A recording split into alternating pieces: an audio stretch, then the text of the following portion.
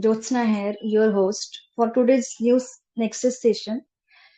Welcome to our morning Nexus reading session. Today, we are not just reading news, we are practicing how to speak fluently, understand ideas better, and learn a few new words along the way. So, this is a time up to start the one by one to the participant. The first participant is JM. Yeah, good morning, ma'am. Are you there? Yes. Yeah, Thank you so ma'am. much. Good So, morning. Jim, good Yeah, morning. yeah. I am reading the article 9, ma'am. Yes. So, all the best. Yeah. Yeah.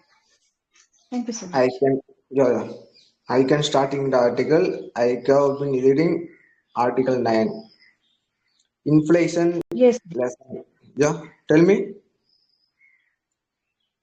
Yeah, it's totally fine. Oh, yeah.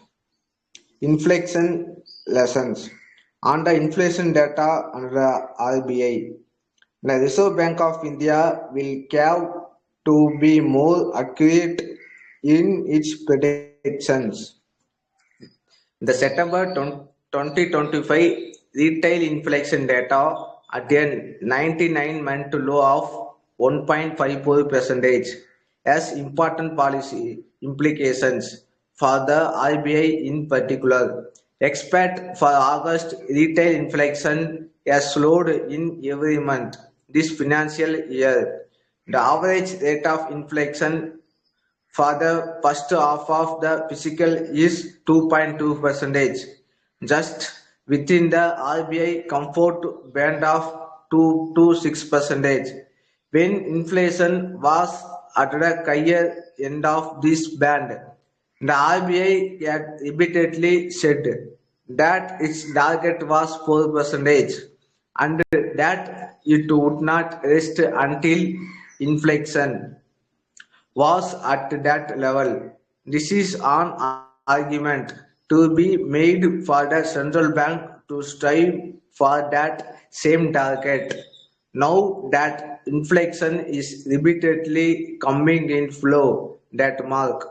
Constantly low inflation means that supply is comparatively outstripping demand.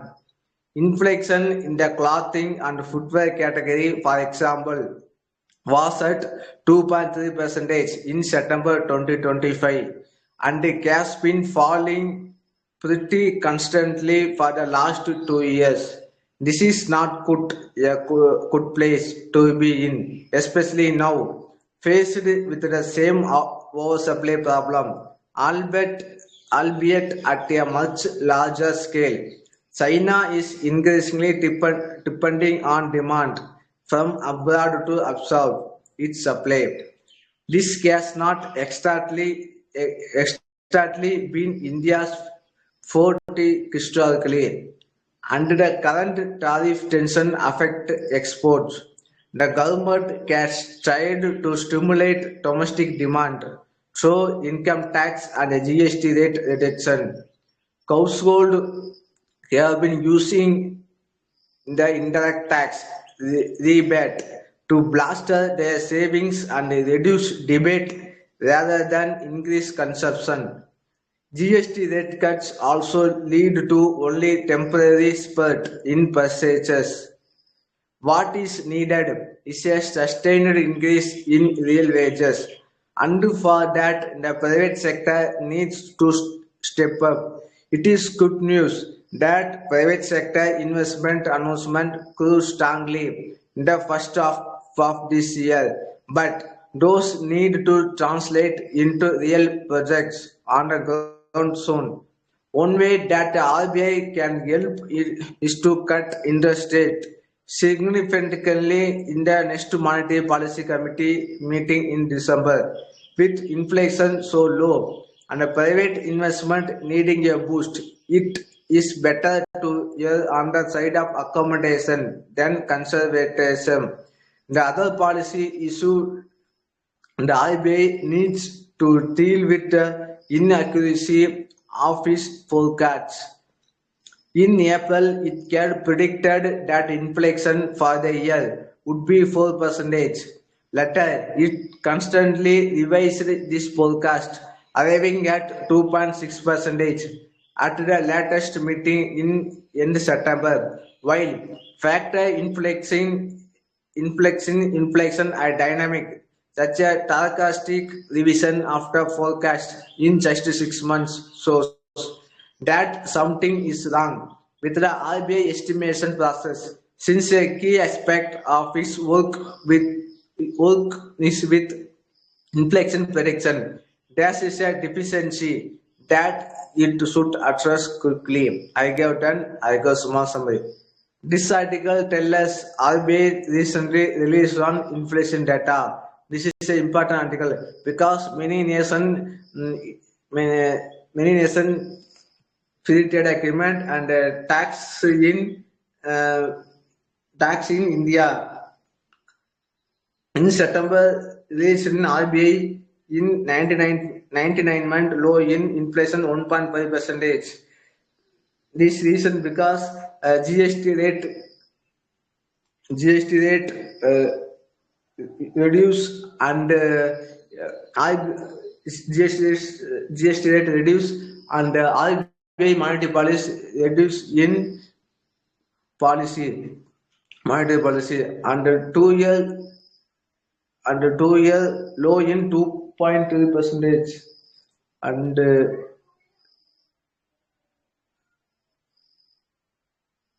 this is a good news for the private sector. Yeah, I got done.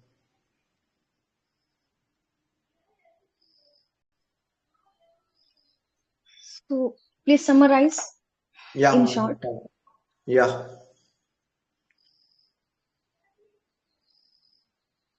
yeah, ma'am. Done, ma'am.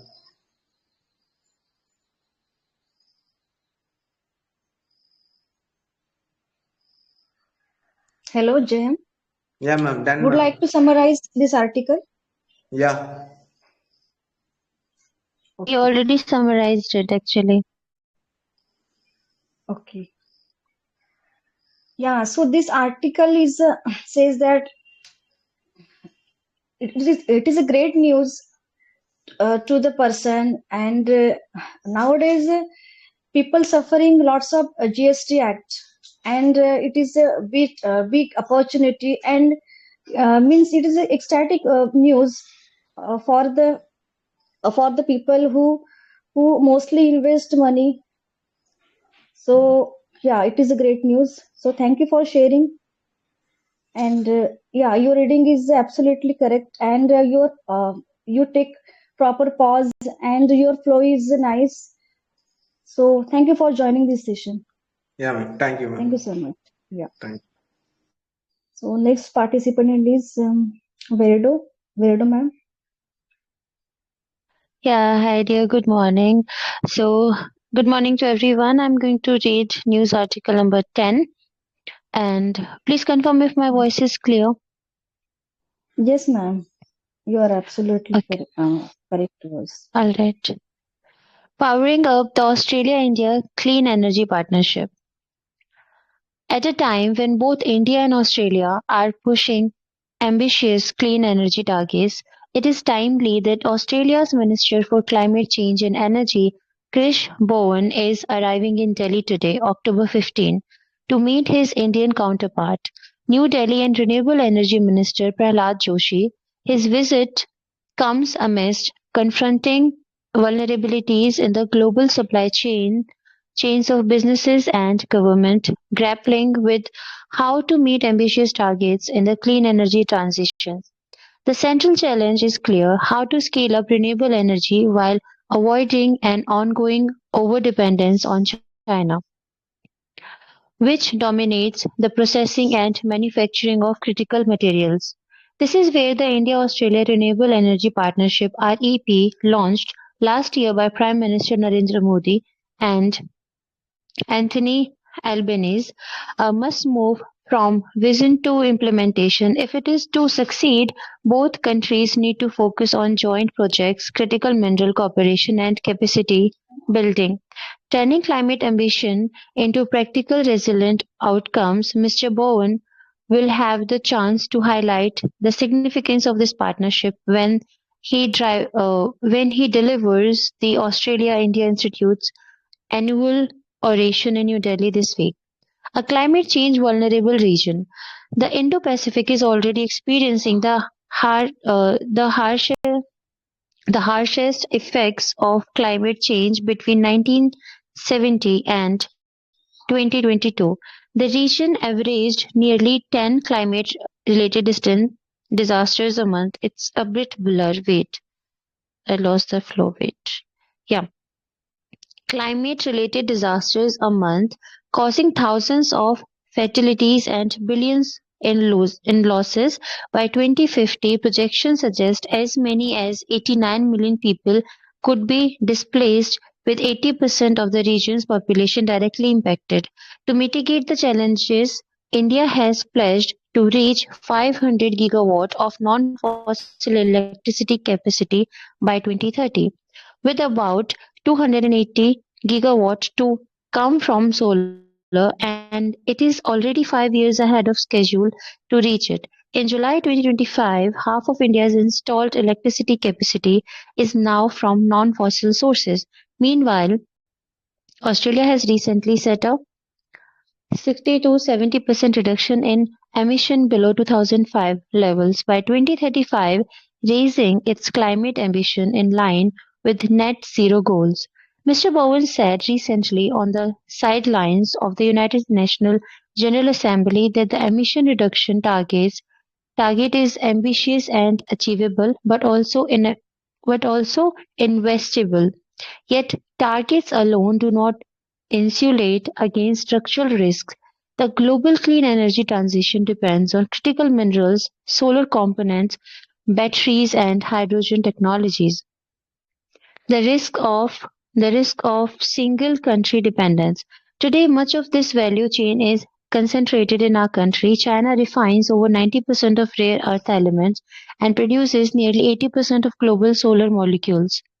Slow solar modules, yeah, it's modules, giving it a pivotal role in the world's renewable energy supply.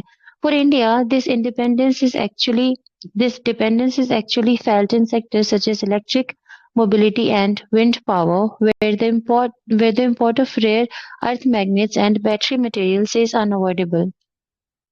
For Australia, the story is different but connected. While it is one of the world's largest producers of lithium and has rich reserve has rich reserves of cobalt and rare earths, it lacks large-scale refining and downstream manufacturing. This vulnerability has already been tested. The COVID-19 pandemic exposed supply chain fragilities when components shortages disrupted production across sectors. More recently, China restricted rare earth exports, which sent a warning signal to industries worldwide. For India, such as disruptions showed the electric vehicle production. A leading electric vehicle (EV) scooter company, for instance, produced just 10,824 units of its EV scooters in July, nearby having output from a year earlier. For Australia, they underlined the risk of being a raw material supplier alone. These examples make clear why downstream processing, diversification, and supply chain resilience are not optional but strategic imperatives. The REP presents a framework to respond to this challenge. It lays out cooperation across 8 areas: solar photovoltaic technology, green hydrogen, energy storage, solar supply chains, circular economy in renewables, two-way investment, capacity building, and other shared priorities. Importantly, it also proposes a Track 1.5 dialogue, bringing together policymakers, industries, and research institutions to build practical collaborations. Sorry. A strong basis for collaboration. So, what does Earth So, what does each side bring to the table? Australia's strengths lie in its resource base and regulatory stability. It can supply India with critical minerals such as lithium and rare earths, but the real value lies in co-investing in refining and processing infrastructure that strengthens the control both countries can have over the clean energy value chain. Australia's recent net zero jobs plan also reflects its focus on creating the skilled workforce needed for the transition, an area where collaboration with India makes sense. India's own advantage lies in its scale and youth, with nearly two-thirds of its population under the age of 35. India's demographics dividend can be directed toward clean energy manufacturing. Sorry, I'm having cough. Dividends fit where I was. Australia's recent net zero jobs plan also reflects its focus on creating the skilled workforce needed for its transition, an area where collaboration with India makes sense. India's own advantage lies in its scale and youth, with nearly two-thirds of its population under the age of 35. India's demographic dividend can be directed towards clean energy manufacturing, installation, and maintenance through programs such as Skill India. Its growing market demand for solar, storage, and hydrogen combined with production linked incentives, that is PLI schemes, offers offers Australians firms an avenue to expand investment while helping diversity supply chains together. Australia's resources and India's workforce can form the backbone of a more resilient and regionally anchored clean energy ecosystem. Mr. Bone's Delhi visit could not have come at a more crucial moment. Cooperation to deliver clean energy together could show the world how two democracies can respond to a region under constant threat of climate-related disasters and deliver resilient, clean energy supply chains to address it. Yes, I've done reading. It was a really long news article, but let me summarize it. I will not take much time, just 2 to 3 minutes to summarize it. Indeed, it was a very interesting article. So, what's happening here?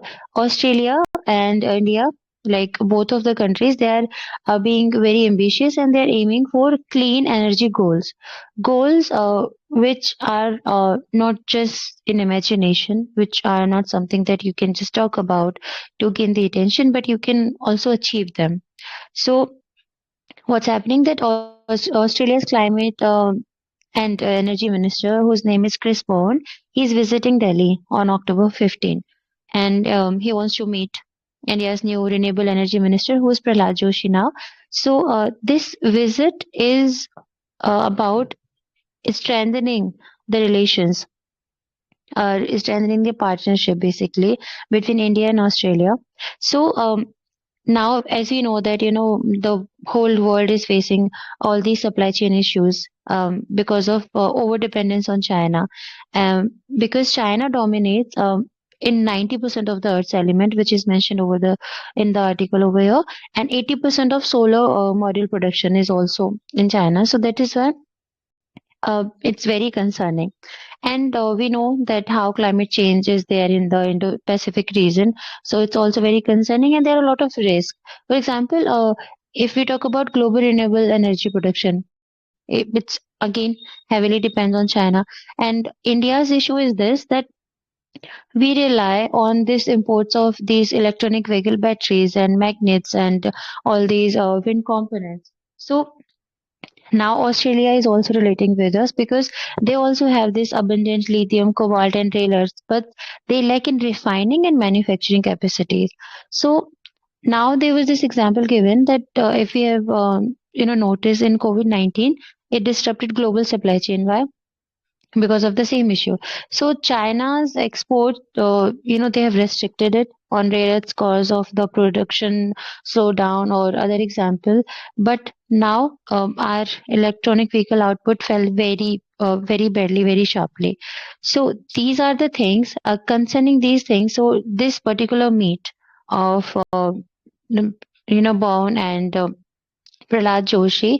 It's under this REP, so they can do few things. For example, they can build secure and diversified clean energy supply, and the main goal should be how they can work together and reduce the dependence on China. And both of the democracies they can lead to this Indo-Pacific in the climate resilience and the clean energy innovation. So yeah, I think I've spoken enough. So that was it from my end. Now I would give mic to Jyotsna. You can continue. Yeah, thank you so much, ma'am. Uh, it is very great article, and you summarize this article. It's very phenomenal. Yeah, it is the greatest synchronization between Australia and India. And if you collaborate and if you share our helicopter views with lots of strategies, so we can. It is also profitable and profitable of our nation. Yeah, it is the means it is a way of the prosperity, we can say. So this article is really important article, and you articulate it's in a very commendably, and you mention lots of examples in this article and explain in a good way. So thank you so much, ma'am, uh, for joining this You're session. welcome. You're welcome, dear, and thank you Yeah, so much for hosting it because it's like in morning, not like many people are available, but still you are doing a great job. To you and Siddhi, like kudos to you guys that you're managing it so well. So all the best for your session and have a good day. I would be taking my leave, but yeah, all the best. Take care. yeah. Thank you so much, ma'am. Thank you for joining.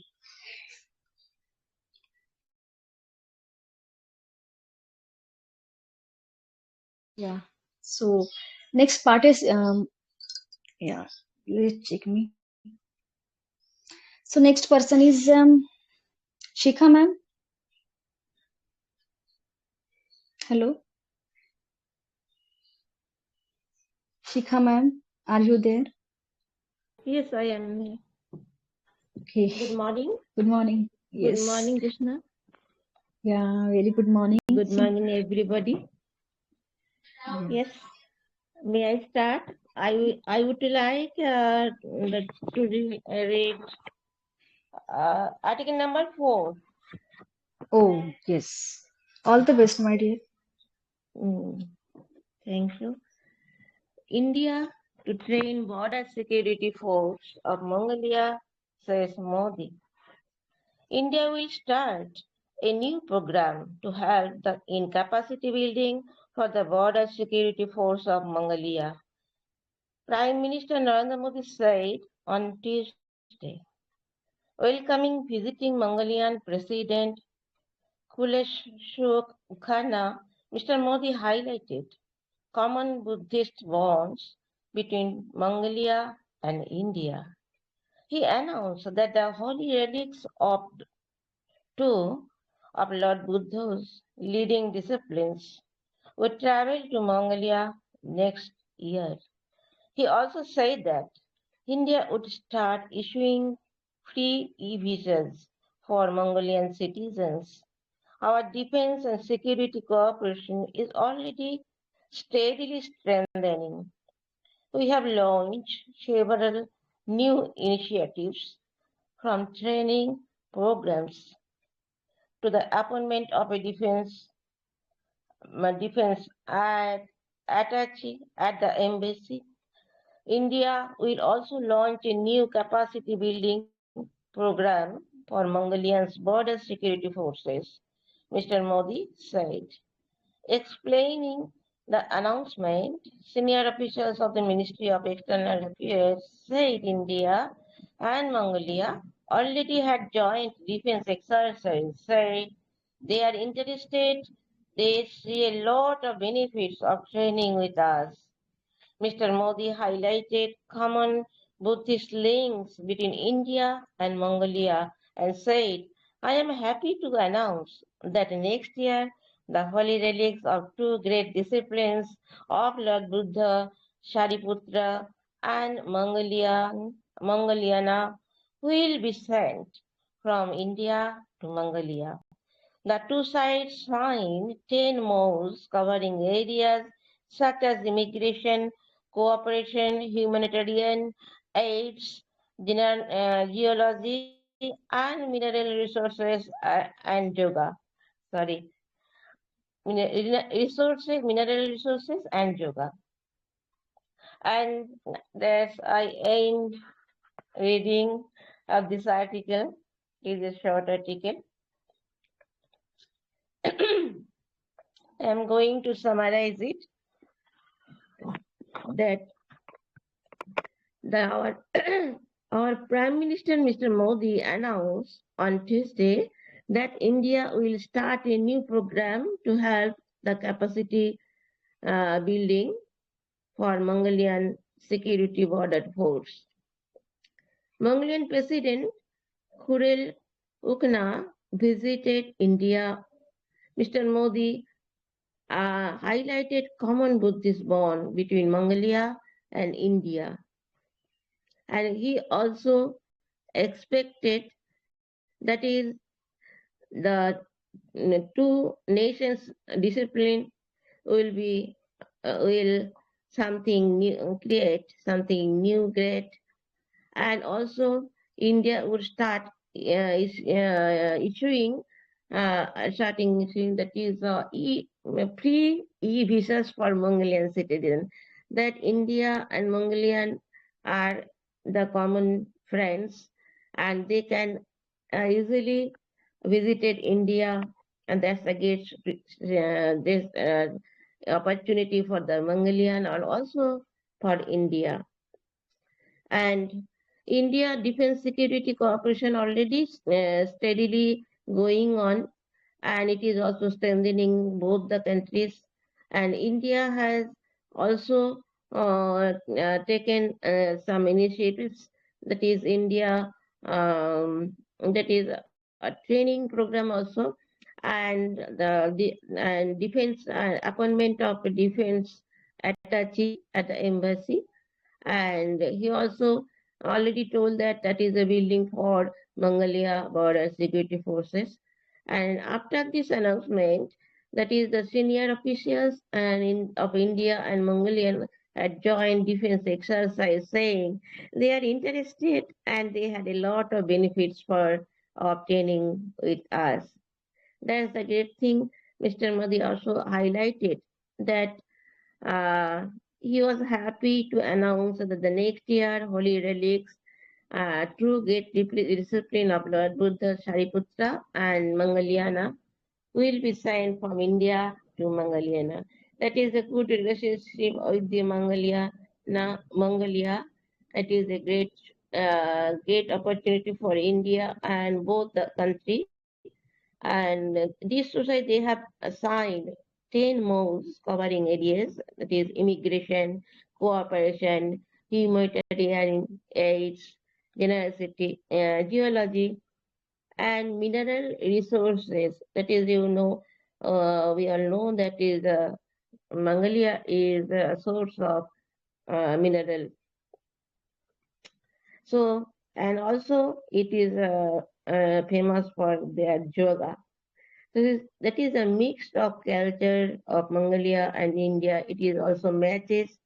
They are Buddhist, and so they see that is a good sign for the both of the country to cooperate each other and to friendship each other, bonding. Thank you. Just now, Yes, I thank you have so much. completed my Yeah, summarization. yes, yes. Yeah. So you read this article so calmly and patiently, and because of that, we understand easily. So I think I like it. And you summarize this article with lots of example, and you also share related to information of this article. So it's really amazing. So thank you so much, Shika, for joining Mhm. this session. Thank you for appreciation. It also inspiring for me. And also I want to read. That is not this everybody is interested in it. That can realize can meaning of the sense of this article. Yeah. So anybody add something in this article? Anybody wants to add something in this article? Okay, no. So yeah, thank you so much, Shika. So next participant is S. Saini. Hello. Yes.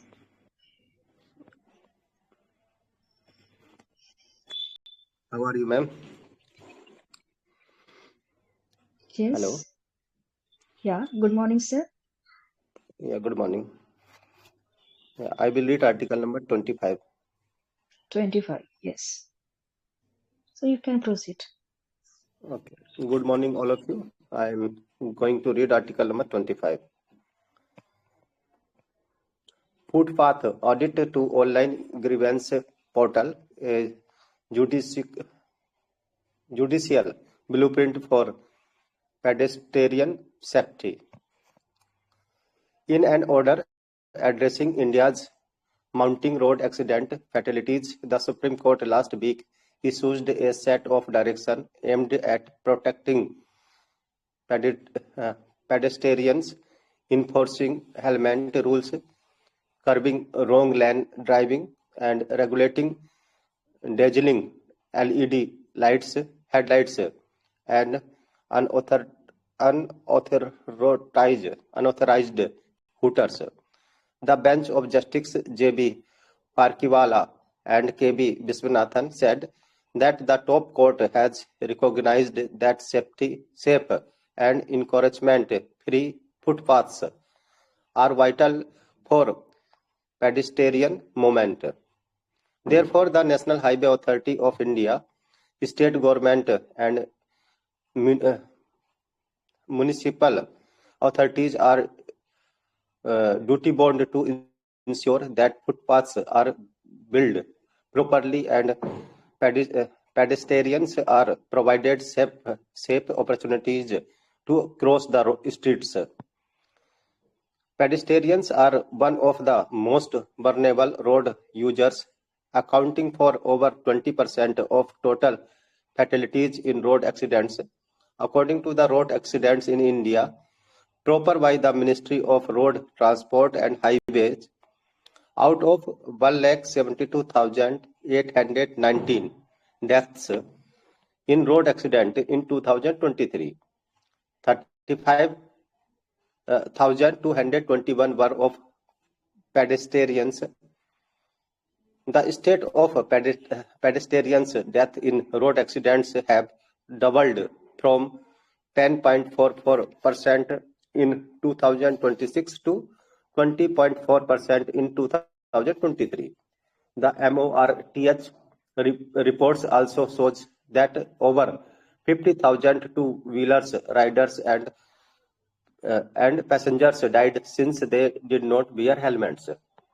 Key directions: the court directed the road opening agencies and NHAI to start the audit of existing footpaths in top 15 cities having millions plus population. The data shows that 4,604 pedestrians were killed in these 50 cities in 2023, which includes Delhi, Chennai, Mumbai, Bhopal, Lucknow, Kolkata, Varanasi, and Visakhapatnam.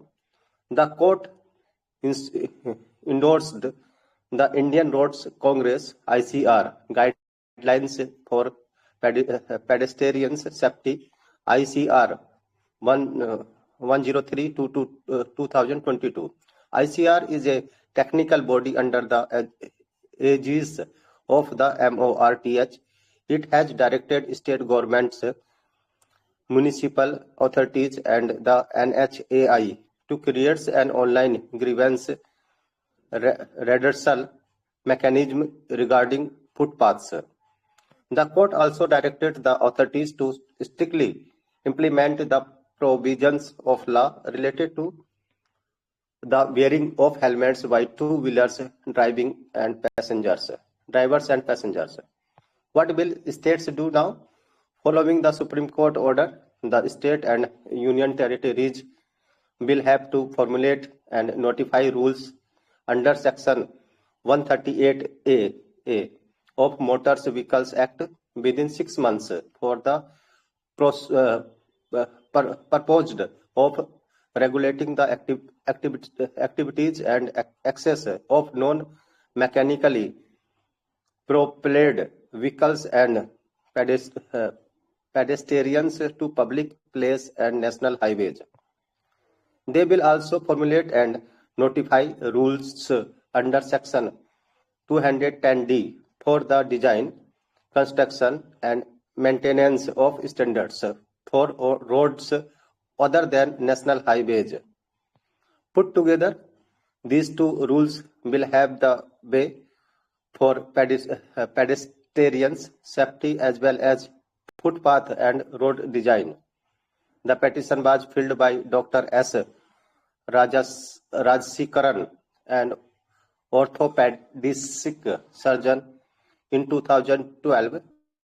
He said that despite various statutory enactment and judgments orders by court, the loss of life in road accidents continues to rise. The quantum of loss of lives and limbs are akin to that which occur in major national genocides, he said. I have completed my reading parts. I try to summarize. This articles all about the related to the road accidents, and court have given to the orders all the authorities, and some of the related to the pedestrians. So in this articles, the authors he says that now Supreme Court he gave to the orders for the authority, and he says that there is the huge of casualty and is happening in the road accidents, and reason behind it to and he says that authority should all he gave to the order for the National Highway Authority of India and state governments, municipal authorities, that they should follow the rules of the safety and road, and they will focus to the we can say the close they say that everyone should be bearing two helmets, because nowadays what happens, there is the footpath, and footpath always engage with the other encouragement, and in footpath some of the persons pedestrians they use to the footpath, and that is the vulnerable peoples, because in many of the data shows that many of the pedestrians they died in 2023, and they are dying regularly. The death of the data of the death they is rising. Earlier in 2016 there were only the 10% of the total fatalities, but in 2023 the data comes in 20%. Out of 1,72,800 data disclosed by the NHAI, and in 35,222 one, that is the some pedestrians they were.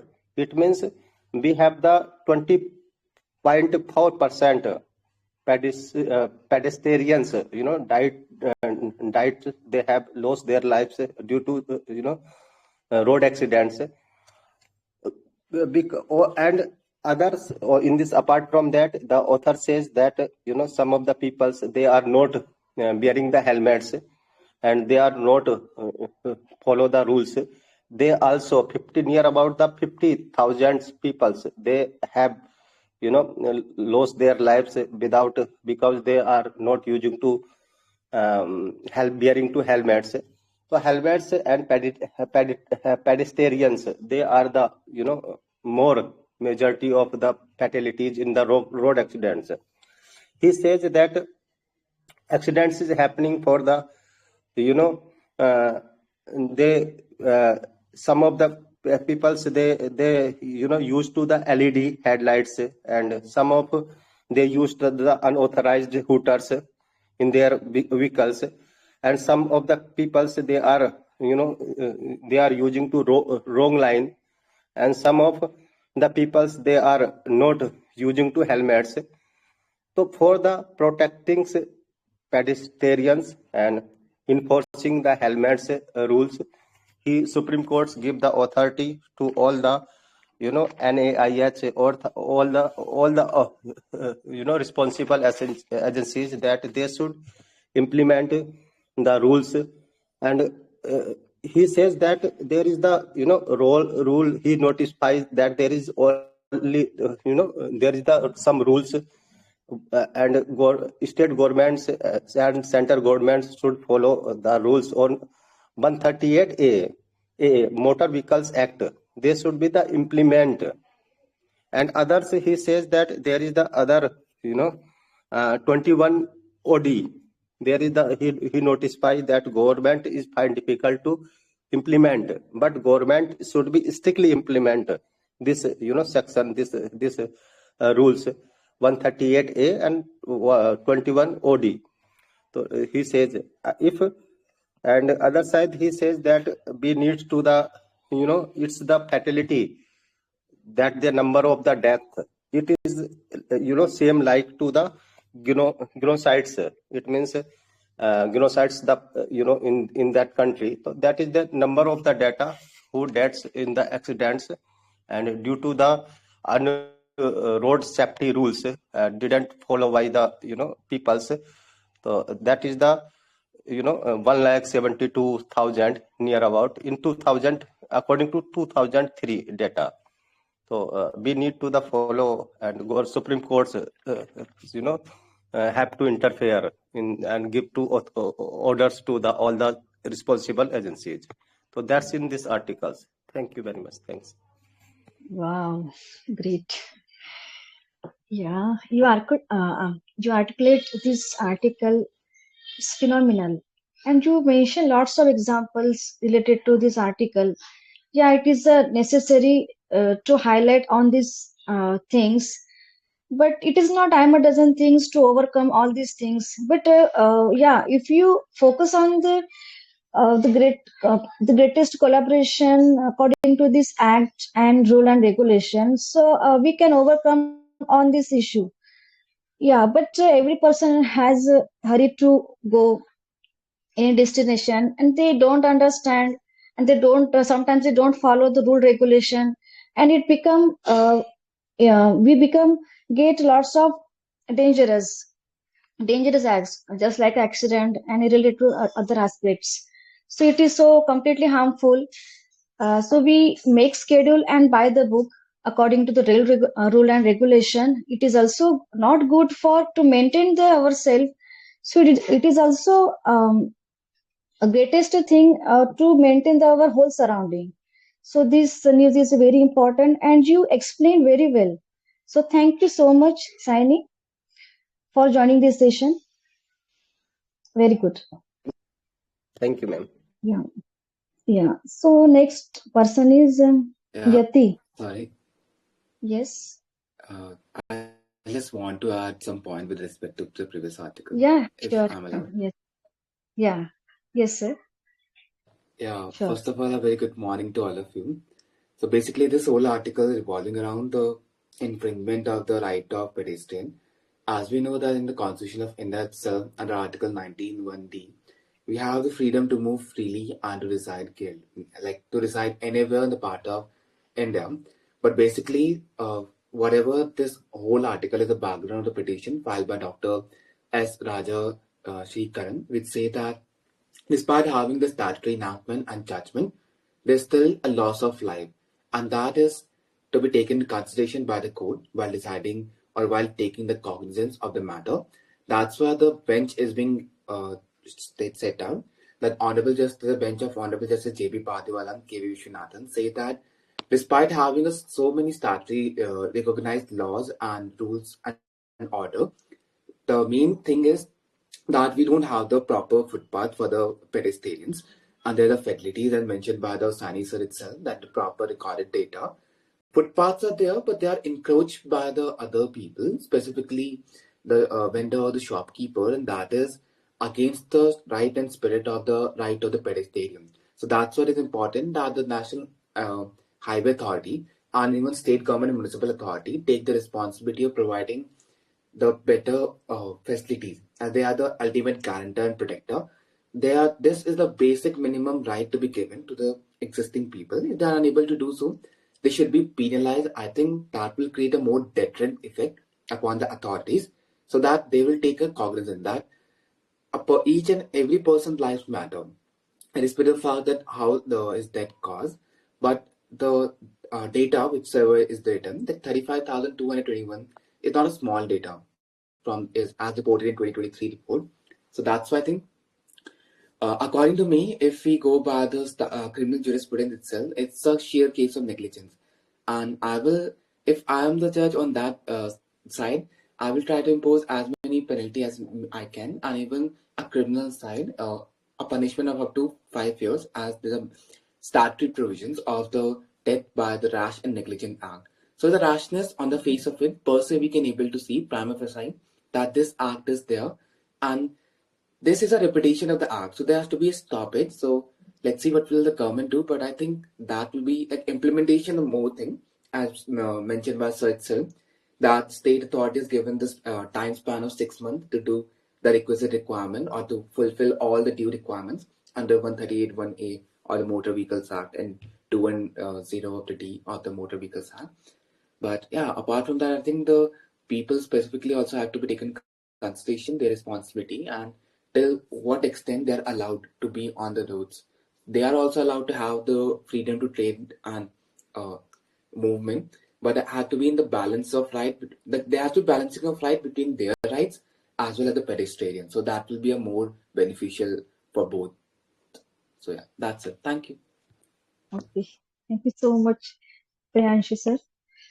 Yeah, you explain and add related to aspects of this article in this article. It's really commendable. So thank you for sharing. Thank you so much. Thank you, Priyanshu sir. You explained too well, but I want to add one thing more. We have the footpath, but we have no this type of systems at audit system, and there is lots of the encouragement on there. So some pedestrians they find difficult to use to the footpath. That's why they have to come in the roads, and when they have to come on the roads side of the roads, so they just hit by the vehicles. That is also major reasons. Yeah, exactly.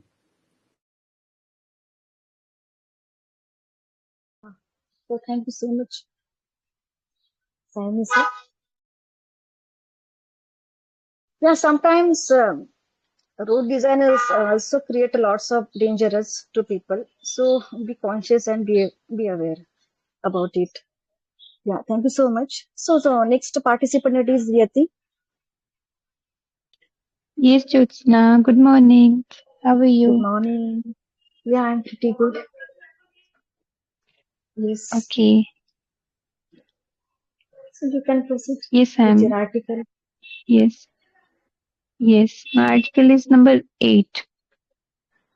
Okay. So All the best. it is. Am I audible clearly? This is you are completely audible. Okay. So good morning, everyone. So I'm reading the article number 8, flawed order. The transfer of the Karur case to the CBI raises troubling questions. More than 2 weeks have passed since 41 people died after a crowd crush at the political rally of the actor politician Vijay and his party, the Tamilaga Vetri Kazhagam (TVK) in Karur. Yet, far from establishing culpability, the judicial response risks prioritizing political narratives over factual inquiry. On October 13, The Supreme Court of India's intervention, transferring the investigation to the Central Bureau of Investigation (CBI) and appointing a supervisory committee, was ostensibly meant to restore order after procedural disarray at the Madras High Court.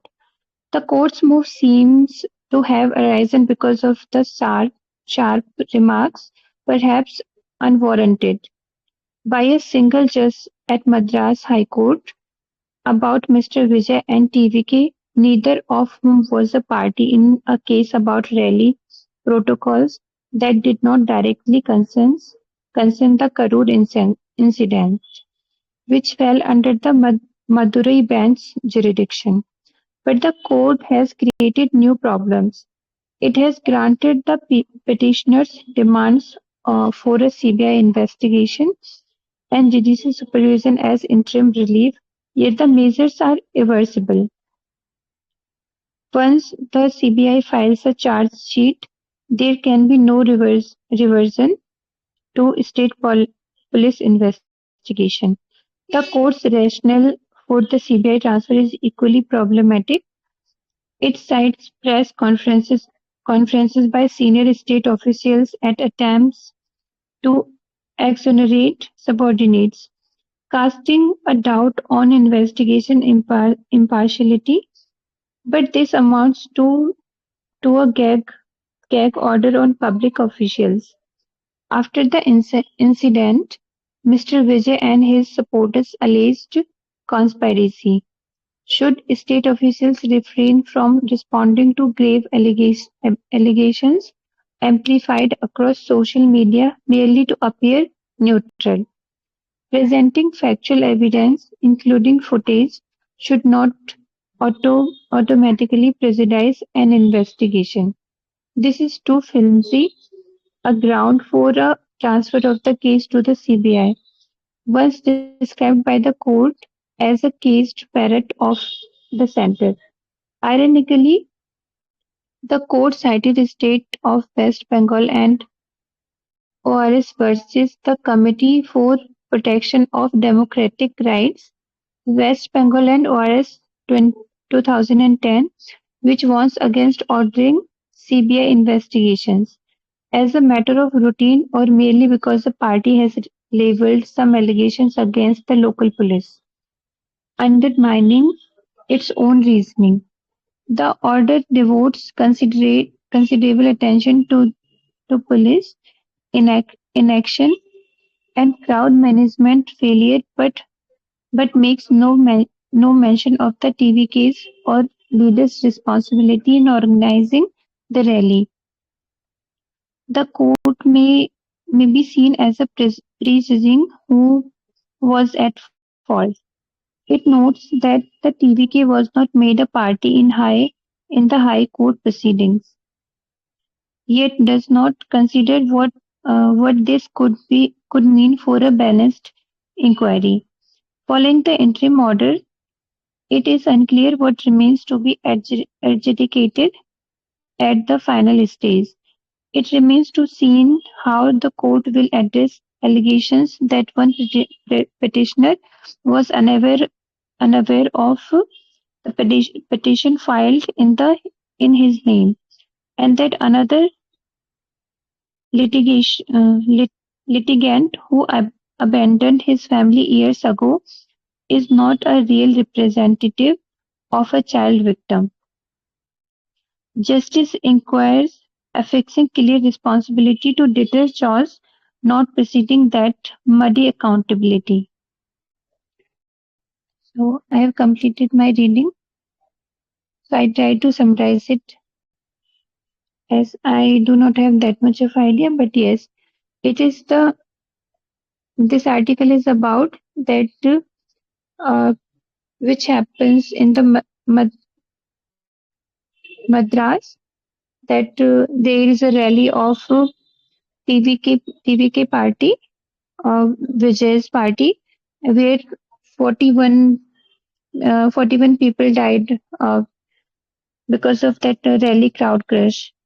And um, because of that, they have filed for demand for the proceeding, but the is Supreme Court or High Court is not uh, playing their role properly, as they have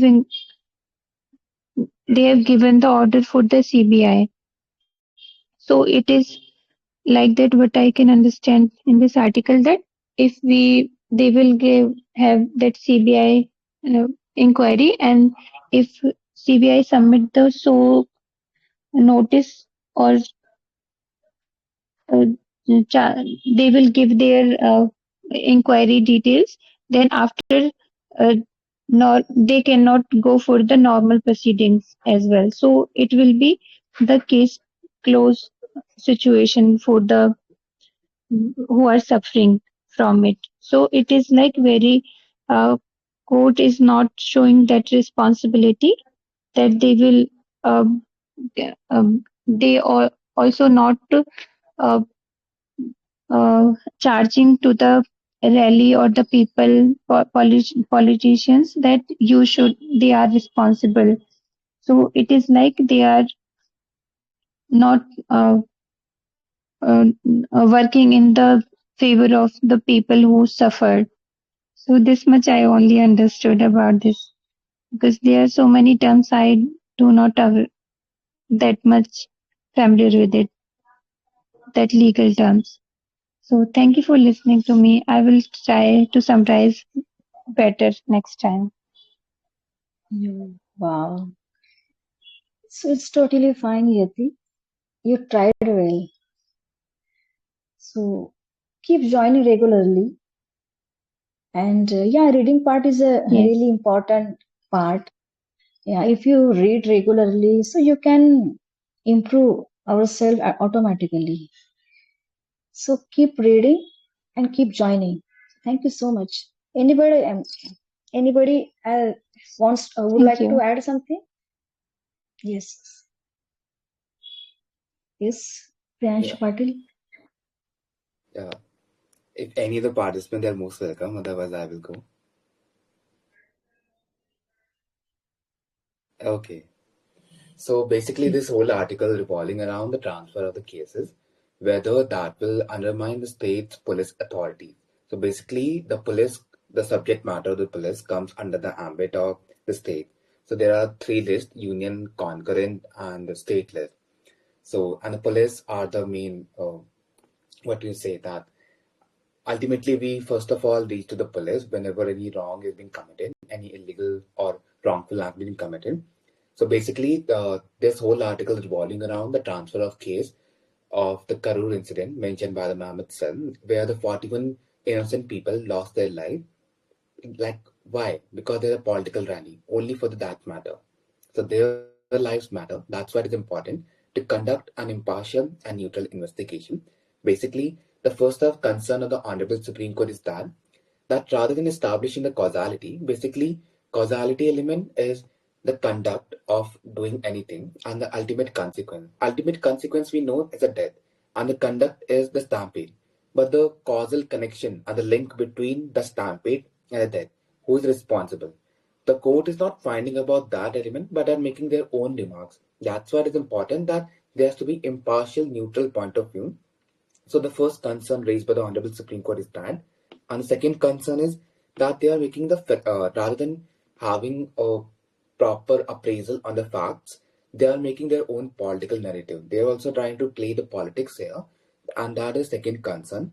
And also the unwarranted remarks by the Honorable Madras High Court judge, who is even not a party to the proceeding.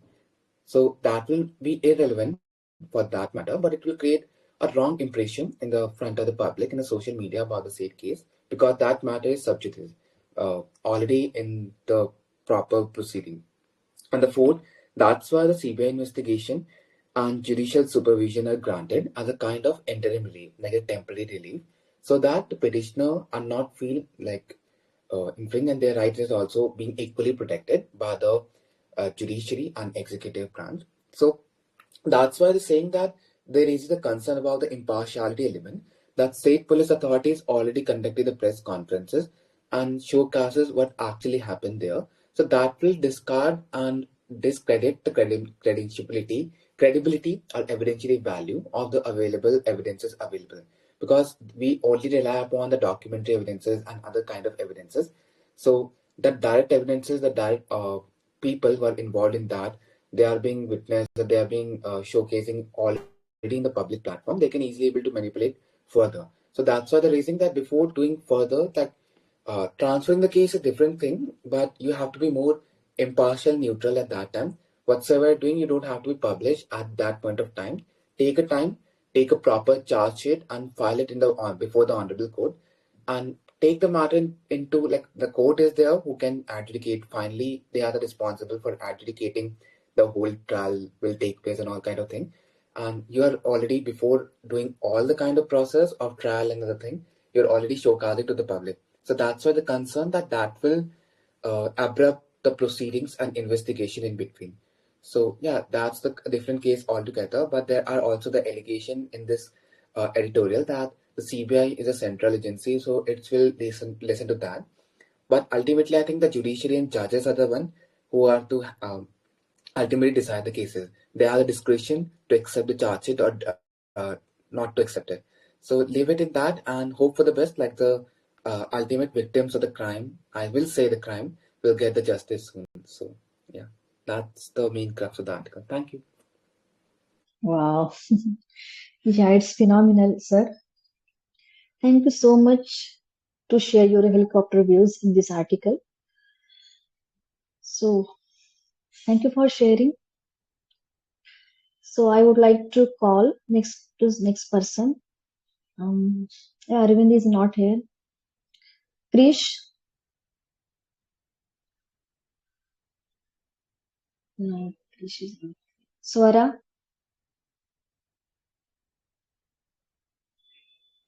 Swara? Hello, ma'am. Yes, yes. Hello, am I audible, ma'am? Yes, you are completely audible, dear.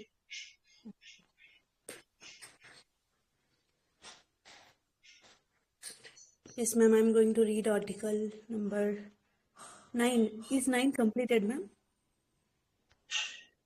9 is not. No. Just I check.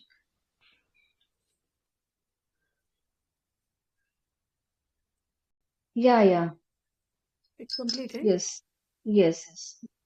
So now I'm going to read article 10. I hope it's not completed. Yes, ma'am. Oh. Yeah, you can proceed. Good morning, everyone. I'm going to read the article number 10. Powering up the Australia-India Clean Energy Partnership.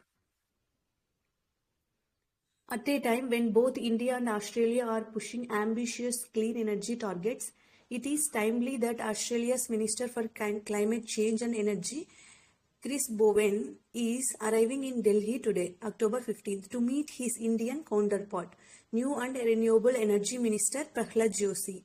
His visit comes amidst confronting vulnerabilities in the global supply chains of business and the government grappling with how to meet ambitious target in the clean energy transition. The central challenge is clear: how to scale up renewable energy while avoiding an ongoing over-dependence on China, which dominates the processing and manufacturing of critical materials. This is where India-Australia Renewable Energy Partnership, launched last year by Prime Minister Narendra Modi and Anthony Albanese, must move from vision to implementation. If it is to succeed, both countries need to focus on joint projects, critical mineral cooperation, and capacity building, turning climate ambition into practical, resilient outcomes. Mr. Bowen will have the chance to highlight the significance of this partnership excuse me, when he delivers the Australia India Institute's annual oration in New Delhi this week. A climate change vulnerable region. The Indo-Pacific is already experiencing harshest effects of the climate change. Between 1970 and 2022, the region averaged nearly 10 climate-related disasters a month, causing thousands of fatalities and billions in losses.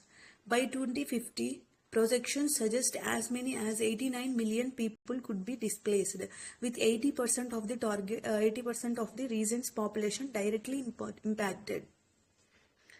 To mitigate the challenges, India has pledged to reach 500 gigawatts of non-fossil electricity capacity by 2030, with about 280 gigawatts to come from solar. And it is already 5 years ahead of the schedule to reach it. In July 2025, half of the India's installed electricity capacity is now from non-fossil sources. Meanwhile, give me a moment.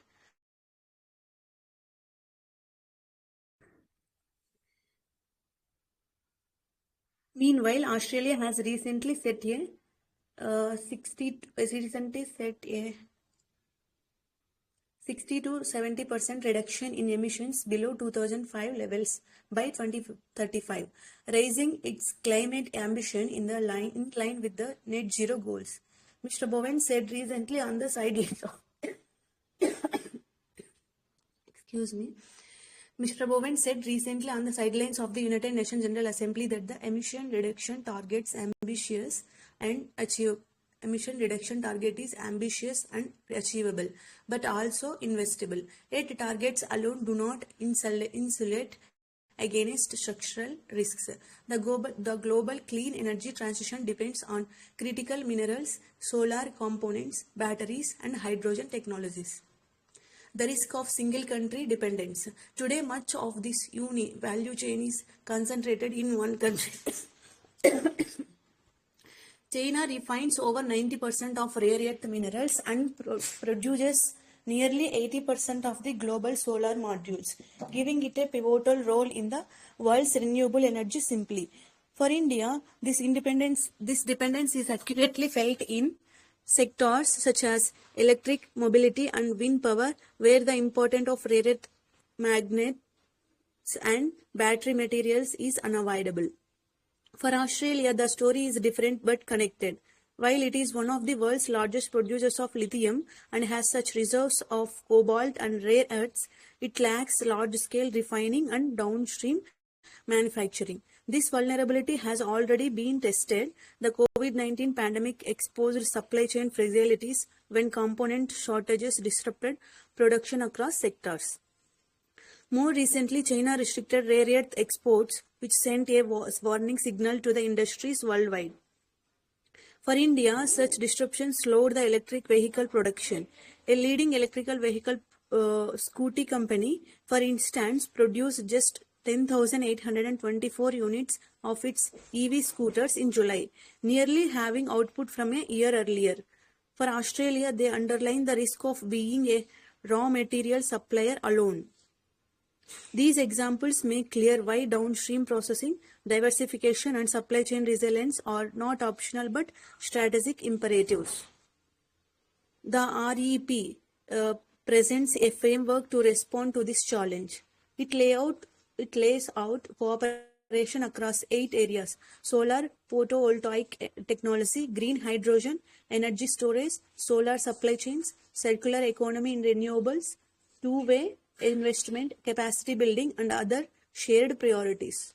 Importantly, it also proposes a track 1.5 dialogue, bringing together policymakers, industry, and research institutions to build practical collaboration. A strong basis for collaboration. So, what does each side bring to the table? Australia's strengths lie in its resource base and regulatory stability.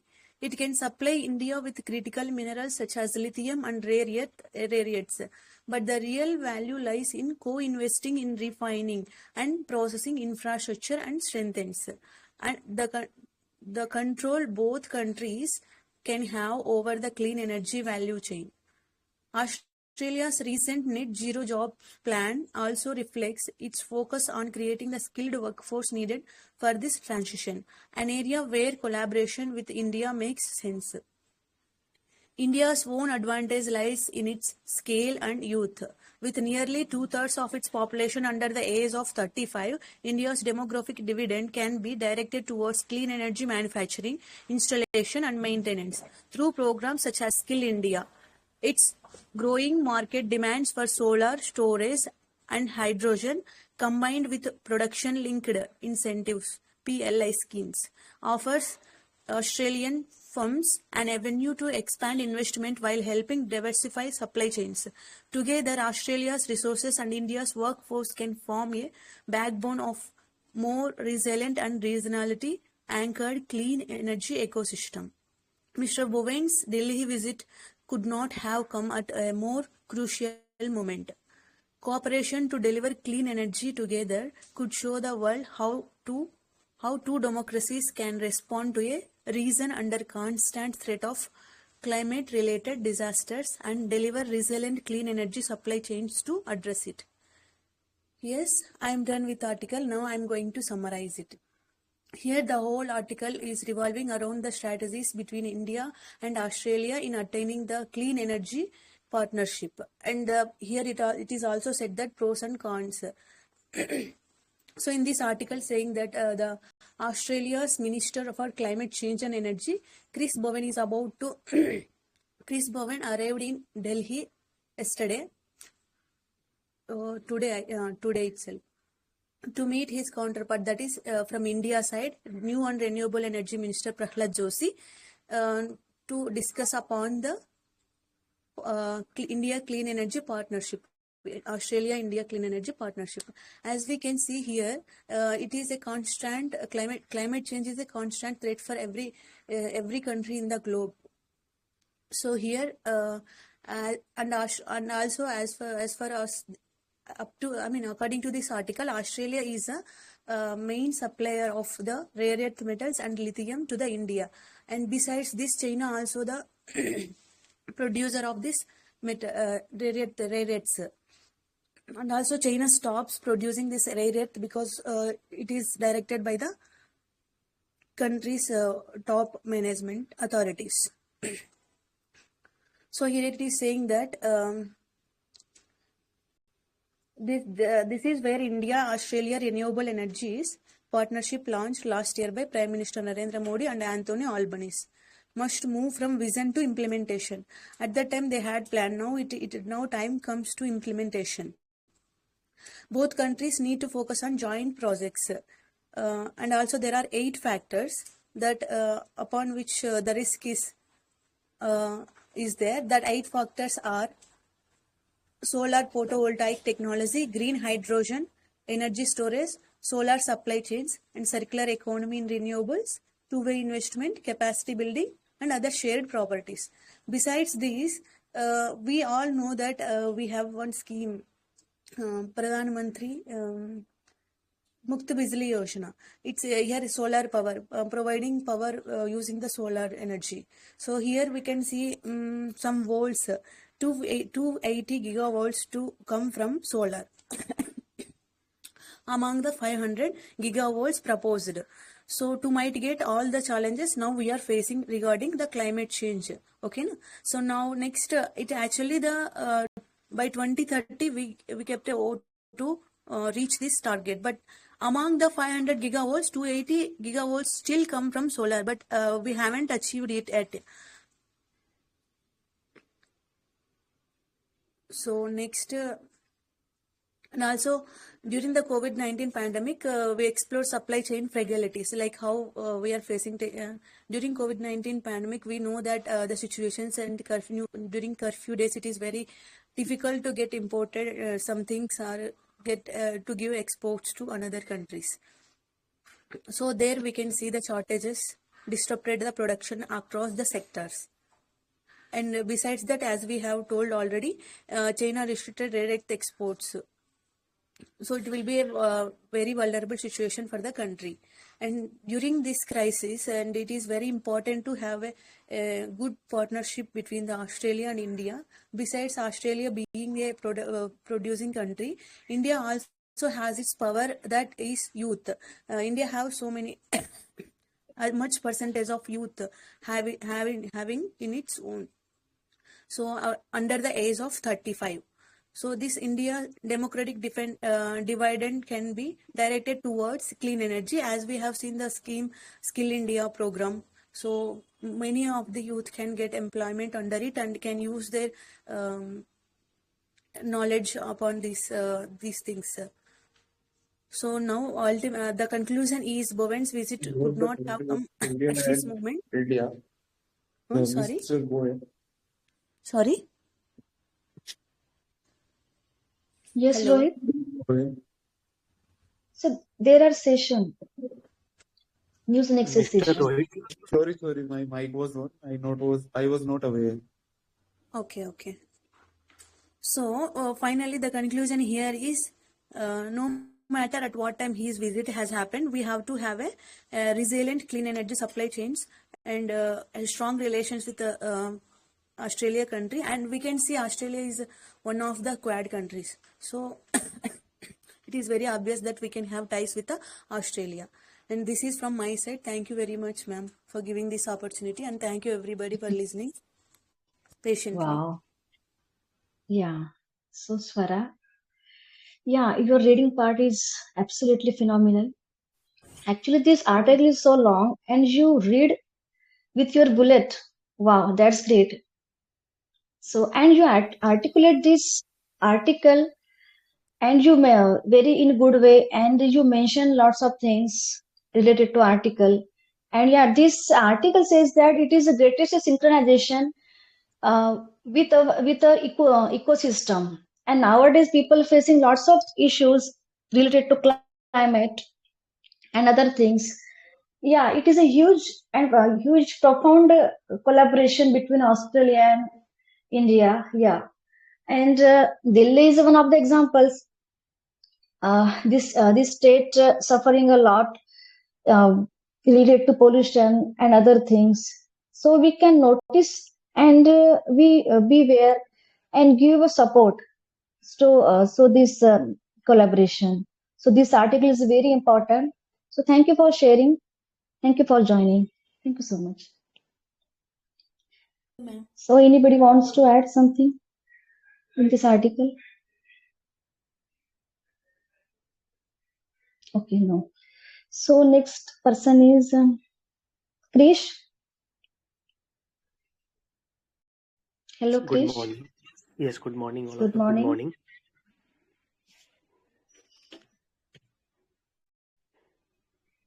Yes.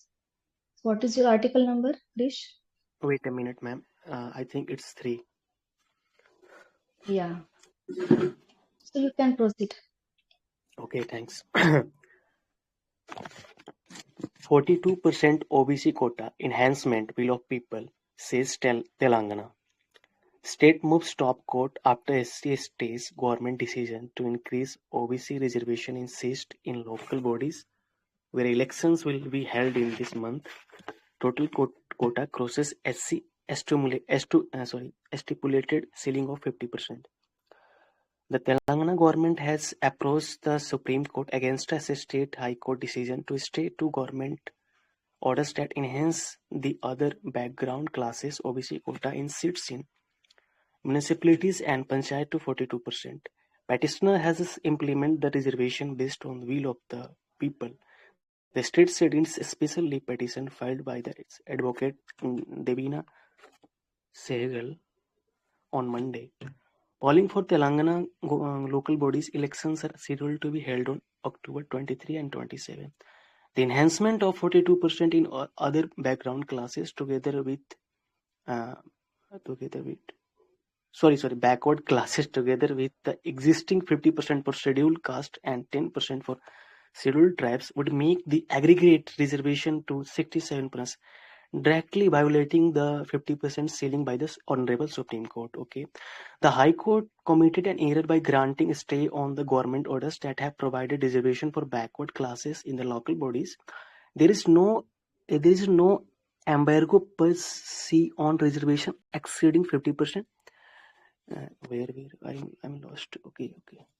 There exists no limit within the constitutional framework vice the permitted percentage of reservation.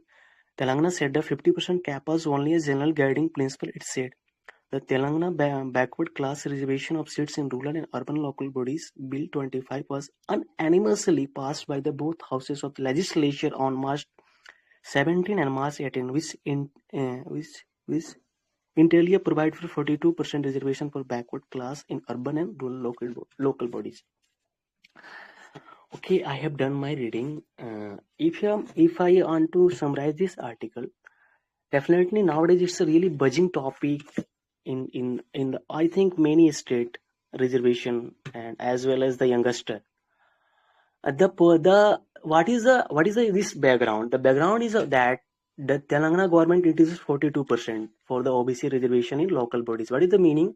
That means initially it was the 25%, but now it increased, and the Telangana government wants to increase from 25% to 42. Okay, that means the Telangana government is saying that it's only for the will of the people. But I think, am I audible? Hello, hello, am I audible? Yes, you are. Yeah, Krish, Okay, you are okay. completely audible. Thanks.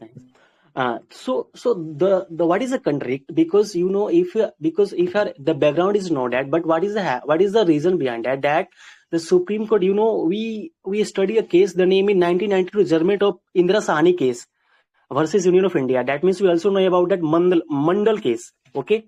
So what is that judgment by the Supreme Court was said that on the basis of equality and equity in the society, the reservation should be at up to 50%. Okay, as a limit. It is not a constitutional guidelines, but it's Supreme Court, a limit that it should be 50%, not more than that, according to that judgment. Okay, so on the basis of that, High Court of Telangana struck that policy that's it's beyond the limit of Honorable Supreme Court. So we are striking down this policy introduced by the Telangana government. I think I can say 40%, because we know if you're adding that OBC 42% and SC 50%, SC it is crosses 67%. So it is really I think more than the 50%. So it's really obvious we have to think about that on the. So that's why Telangana government went to the Supreme Court, and nowadays it is the legal position, and Supreme Court will say something about that. So I think this article is circulating about that. That's all. Thank you for listening to me. Yeah, great, Krish. Yeah, your written part is almost good, and you articulate this article. Yeah, it's a very phenomenally. So thank you for joining. Anybody wants to add something in this article? Okay, no. So this article is related to, yeah, just a minute. Article number 2. Yeah, so this article is related to OBC quota, means 40% OBC quota, and yeah, sometimes other categories not get proper judgment, and it's create lots of issues. But yeah, it is also good to enhance the whole society, and it is the action of the High Court committed on either by granting a stay on the government order for reservation to backward classes. Yeah, so this news is very important. So thank you for reading and sharing. So next, next person is Nikhil Vasser. Hi, good morning to everyone. Yeah, so good morning, sir. Yeah, okay. So my article is article number 11. Okay.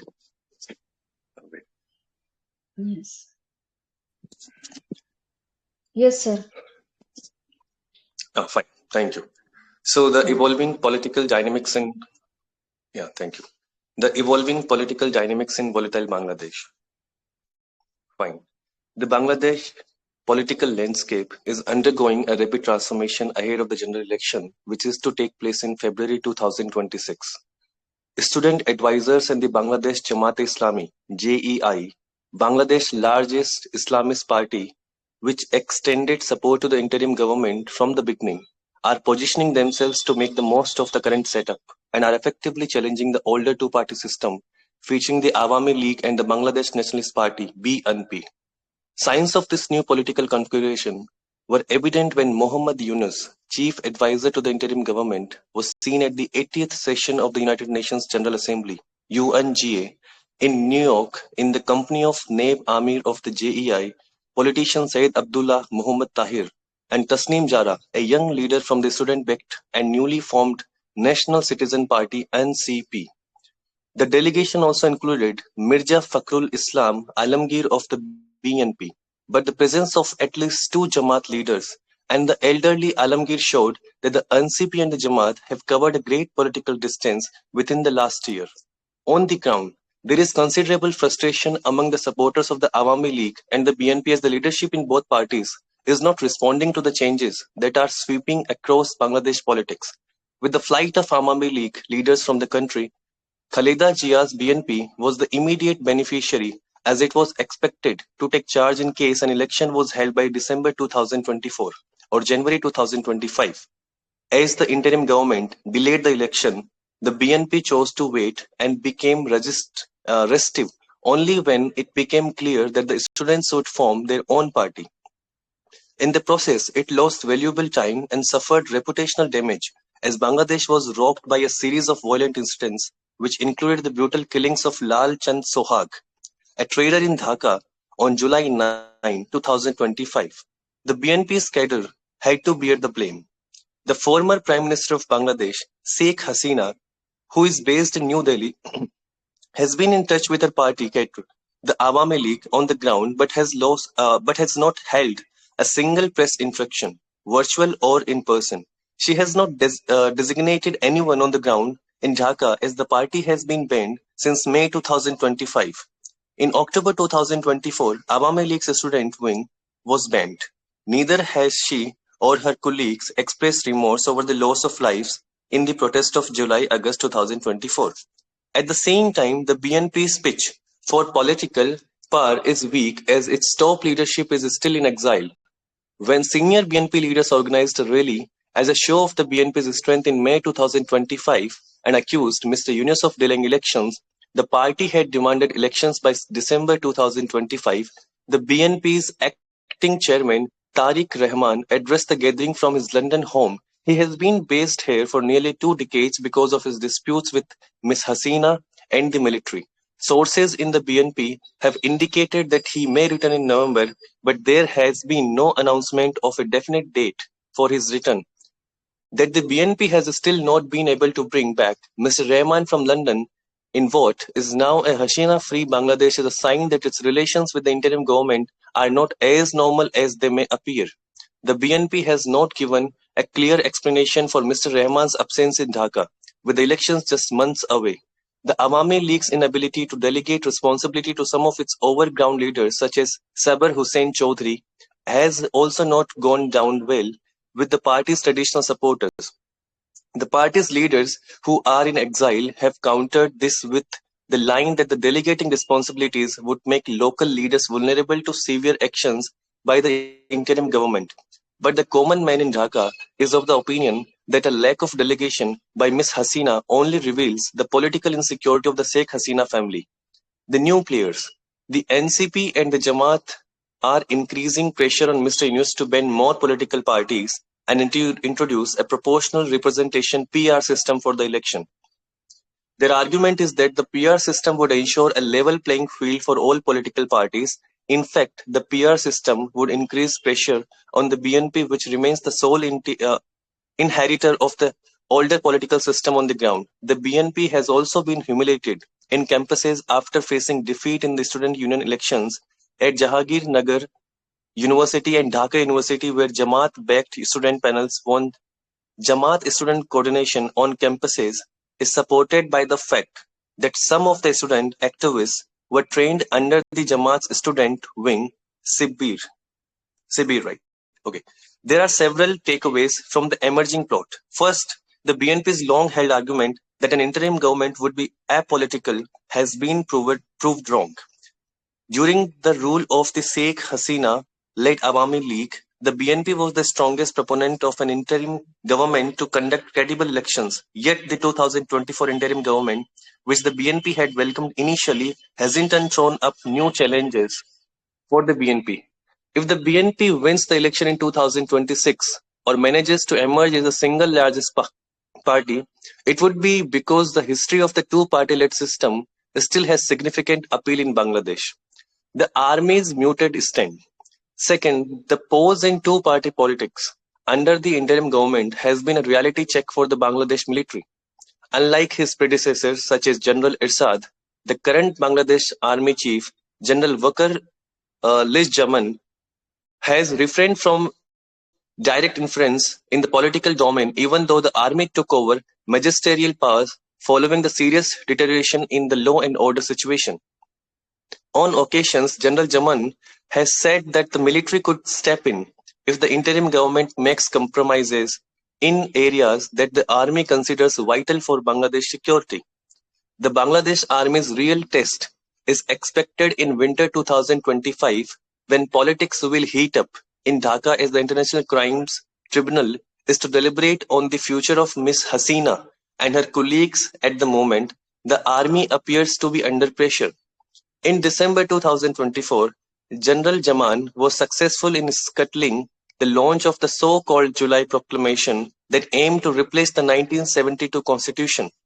But he could not do this on August 5, 2025, when Mr. News announced it as a guiding document for Bangladesh. Third, within the nationalism-centric party system of Bangladesh, the Jamaat-e-Islami, with its pro-Pakistan history of 1971, is yet to make a convincing nationalist pitch for the elections, as it continues to be an organization with a transnational ideological network across multiple countries, including the United States, the United Kingdom, and Pakistan. If the student leaders of the NCP and the Jamaat leadership can continue to keep the BNP under pressure during the interim administration, it has already banned the Awami League, a new political bloc featuring the Jamaat and popular student activists, could well emerge as a determining force in the election. The Jamaat has a history of aligning with the BNP as a junior partner during 2001 to 6. During 1991 to 1996, it gave outside support to the BNP. But with the students, it could emerge as a senior partner. Finally, the revival of the Jamaat and its riding the movement with popular student activists would provide in the vehicle that it has been searching for long. With this, it would be able to reinvent its problematic image and merge into the mainstream politics of Bangladesh. Okay, well, this article was very big. Now I will try to summarize it. The picture was not very clear to me, so I couldn't read it well. Okay, so let's talk about Bangladesh's current situation. So everyone knows this thing, that there is a military coup and there is one interim government in the state of Bangladesh. And how it happened in mid 2025, Bangladesh, it went through a very big military-backed change in government, and the Awami League, which was, who is this?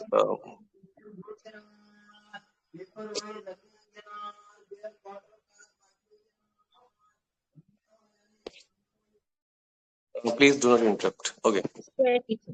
Sheikh Hasina. Yeah, there was the person who was okay. So let's begin it again. We were talking about the military coup and interim government. So in the midst of 2025, Bangladesh was purged on through its student wings of different universities on a very violent protest, and it was against the Awami League, which was led by Prime Minister Sheikh Hasina, which is right now based in New Delhi or 8 New Delhi. Fine. And when it faced growing protest, then the new interim government came into the force. It came into the action, and the chief advisor of this interim government is Mohammad Yunus. Finally, when the military intervened in that protest, and then the military helped form an interim government to restore order, and then also they are finally preparing for new elections, which are going to be held in 2026. Earlier, they were scheduled to be held in 2025, but after the intervention from the interim government, somewhere they have been delayed or postponed. When I talk about Muhammad Yunus, he was chosen the advisor or the head of this interim government. Now let's talk about the article. If there is a two-party old system in the Bangladesh regime and how it has been followed. So there are two parties. First is Awami League, AL. It is a secular party. It is a nationalist party that has ruled most of the time in Bangladesh. Then there is a different party that is BNP that the article was again and again referring to. So BNP is Bangladesh Nationalist Party. Now there is a problem with this party. This party has shared a history in connections with the major political ally Pakistan. So for that reason, somewhere it has lost its is strong on calling itself a patriotic party or a nationalist party. So these are the two parties which have been in the power one by one since the 1990s. And after that, these two parties are the only parties which have dominated the political climate of the state of Bangladesh. For this reason, we call it as the two-party old system. But now this system is going to be vanished. It is going to be diminished. What are the reasons for that? The first possible reason is because now the military rule has been returned with the interim government. So there are now new forces which are also gaining the traction in the election, the upcoming election. And this two-party old structure is going to be seriously challenged. Let's talk about those new wings or the new political oppositions or alternatives to the two-party old scheme. So first of all, it is JEI, Bangladesh Jamaat-e-Islami. It is one of the largest Islamist party in the state of Bangladesh. And now there are some student advisors. They are also joining this party and other parties. So there are many parties now which are coming into the action. There are many groups. For example, Awami League, BNP, then JEI, and then NCP is also there. That is Nationalist Party. Now let's talk about the signs of alliances. So Muhammad Yunus, as he is the chief advisor, he attended the UN General Assembly in New York. As it has been mentioned in the second paragraph of the article, that how we have a clear signatory image that now the two-party old system will be vanished. So this is the proof. Because in the US, there was a UN General Assembly in New York, and in that, Muhammad Yunus, he was not the only sole person who attended the meeting, but there were other people too. Now the other people were Nabi Amir of JEI, that is the Jamaat-e-Islami party. Then there was a leader, that is Syed Abdullah Muhammad Tahir. He was also from the same party, JEI. Then along with him, there was a colleague also, a colleague political leader, Tasneem Jera. So these three are the leaders of the JEI party. Now, the another party's leadership was also there, that is Mirza Fakhrul Islam Alamgir. Now, he is a leader of the BNP party. And if I talk about the new party that has been recently formed by the Students' Union, that is National Citizen Party, NCP, members of this party were also present in this meeting, UN General Assembly in New York. Now, it shows a clear sign that different political parties with different political ideologies are joining or attending the same meeting in UN General Assembly. So this is why now new tractions, new momentums are going to be there in the election rather than that old two-party scheme system. And if I talk about this JI and NCP, so they earlier were not very much strongly held together. They had very growing tensions with each other. But now they have chosen to come together because one party is Islamic party, second party is centrist political party. So this is why they are having different religious ideologies. But since they have joined hand in the UN General Assembly in New York, so things are going to be uncovered with new dimensions, new directions. Let's talk about some other things of the article. Now, many supporters of both the AL and the BNP are now frustrated. Why? Because their leaders are not responding to the new political situation. Okay.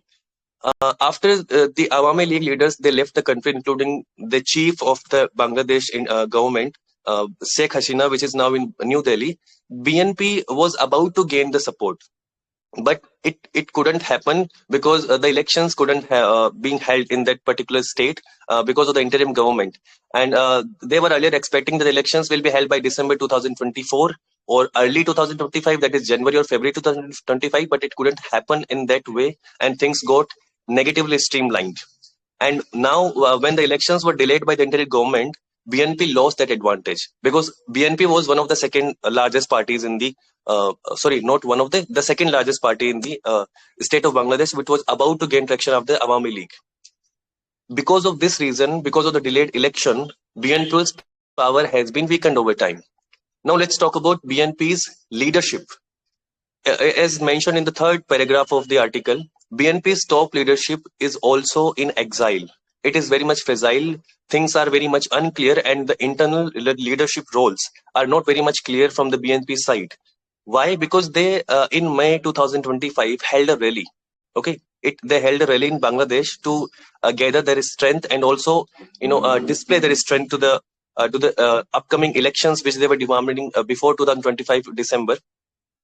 Now, in that, the main leader of the party was not present. And who is the leader? Chairman Tariq Rahman.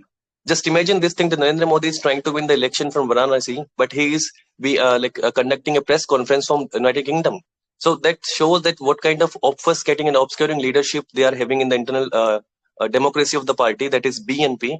So somewhere they have lost their internal support from the leadership. And why is it so much fragile? Because Chairman Tariq Rahman, he is not sharing good relations with the military, and he's also not sharing good relations with the Awami League that was earlier led by Sheikh Hasina, and his party was also earlier banned. So these are the possible reasons why such kind of things are happening in Bangladesh, and why the BNP is not able to come to a very stronger image to the public of the Bangladesh. Let's talk about army's role now. So Bangladesh army is also staying quiet right now, but it is observing the situation closely. And earlier it happened like this, that there were some military figures, for example, General Irsad, and he took the direct power.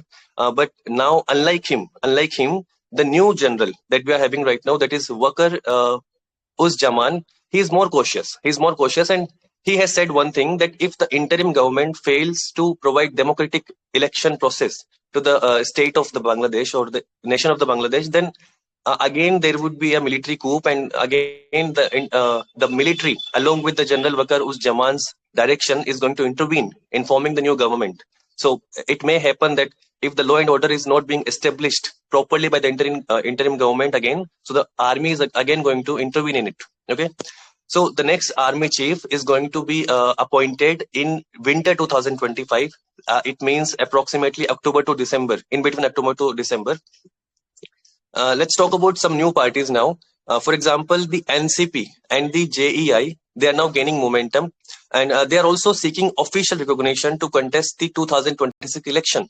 Why they are seeking official recognition? Because earlier they were not in the force. NCP was not even the party earlier, and JEI was earlier banned. So for that reason, now they are seeking official recognition. There are some students and young activists, they are joining from Dhaka University and Jahangir Nagar University, and they are joining in large numbers to these parties, especially NCP, National Citizen Party. So it's like student wing is also going to contest the election from their side. Let's talk about Jamaat-e-Islami's return. So Jamaat-e-Islami, it was once banned for its role in the 1971 war crimes, but now it is trying to return to mainstream politics. And why it was banned? Because it has a history of there was some protest, and earlier in that protest they also claimed this thing, that things that went violent in the country were because of them. So for that reason they were banned earlier. And as I said earlier, that it has also having a history of alliance with the BNP, but is now cooperating with the new groups like NCP. Okay, let's talk about the future of this article, or future of the political dynamics. So the February of our world 2026 is going to be for the general election that will decide the future of Bangladesh politics. Now, if BNP wins or becomes the largest party, then obviously it is going to show that the two political party system has still public trust, because BNP again is one of the largest parties, and it was earlier in the power too. So it's like BNP and then Awami, then the JEI, so two parties were ruling again and again. But now there are some new players, NCP or Jamaat-e-Islami. So if they are going to win the election, then they will say that no, the two-party old scheme is not in the power now. It is not gaining a proper support and interest from the public of the Bangladesh. Bangladeshi public is now getting interest in the new era of Bangladesh, that is multi-party politics, or multipolar or a multipolarized political climate or cloud of the system. And yeah. And is there anything else left in the article? Let me just check. Mhm.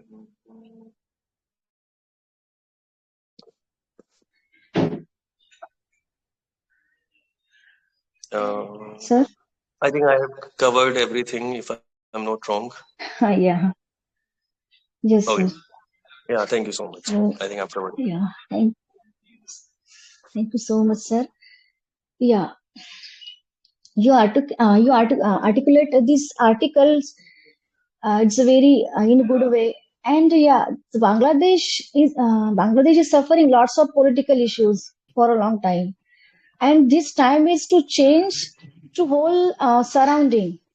And nuclear are almost ready to prove themselves.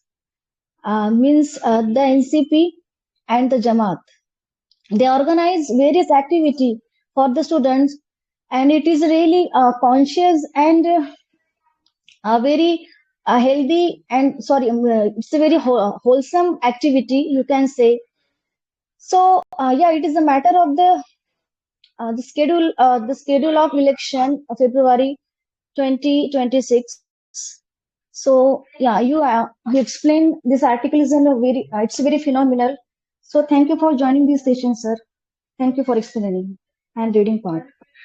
Thank you, ma'am. Okay. Thank you so much.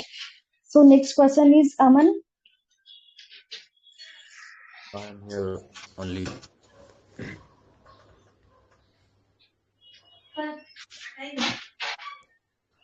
Hello, am I audible? Hello. Yes. Yes, Yes, am I? Aman. Yes, Yes, you are completely audible, Aman. What is your article number? 22. Uh, Okay. Give me a second, please. Give me. I had a call. Yes. Sure.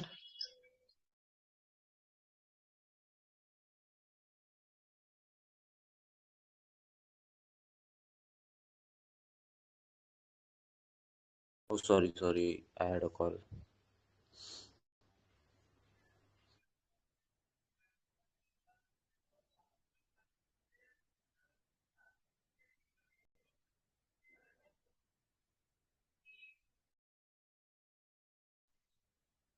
Aman, are you ready?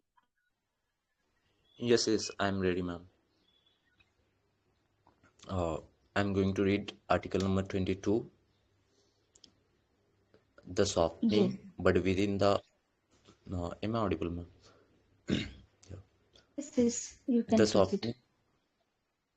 Okay, thank you. The softening, but within the low inflation story, rising more core inflation and uncertainty on Trump's tariffs still challenges ahead.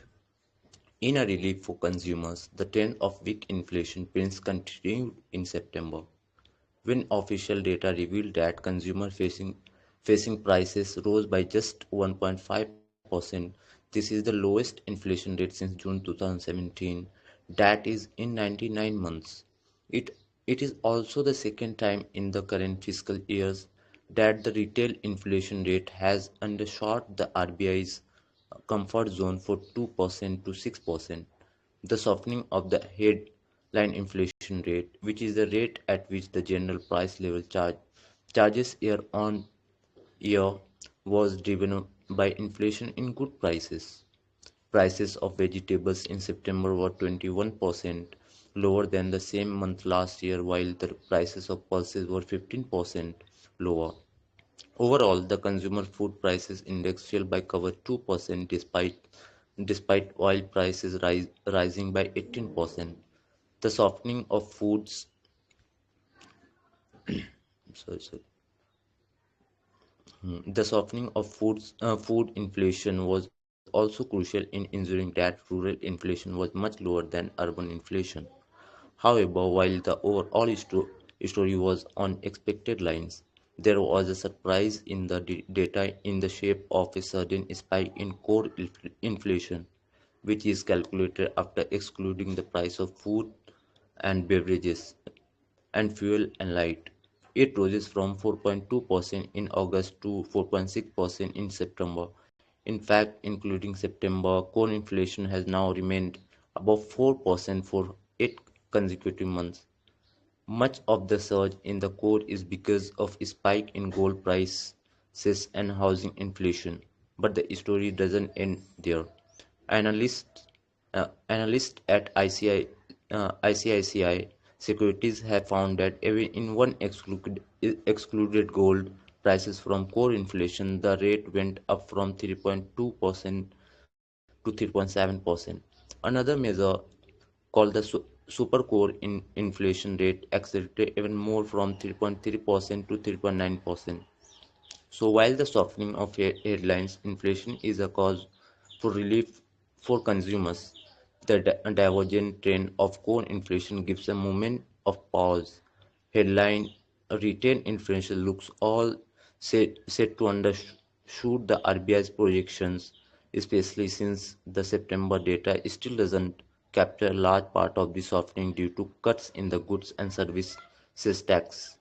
Initial estimates suggest that October inflation is likely to flatline. Prices are likely to grow by just 0.2% over October last year. This would suggest that another cut in the interest rates in RBI's December meeting is a foregone conclusion, yet rising core inflation coupled with continued uncertainty surrounding US President Donald Trump tariffs would ensure that policymakers cannot take any data for granted. So mainly this article talking about key, sorry, uh, this article talking about there, as compared to last year, the inflation rate has reduced, uh, yeah, has been reduced, and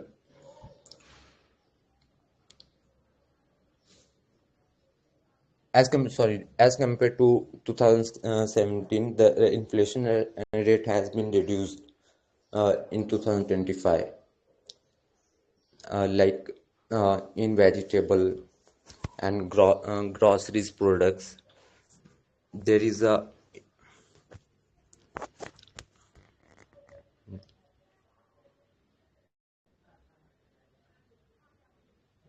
give me a second.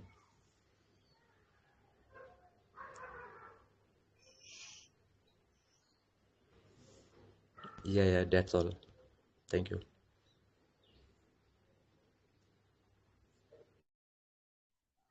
Yeah, so thank you for sharing. Yeah, your reading part is so calm and polite, and you read this article in a with your calmness, so it easy to understand. Yeah, but you have need to read more and practicing. So keep joining regularly. So thank you for this session. Thank Thank you, you for ma'am. joining. Thank you very much, ma'am. Giving me a chance. Thank you. Yes. I'm not able to like summarize topics, so how it can be possible to summarize? I Yeah. can summarize No. better.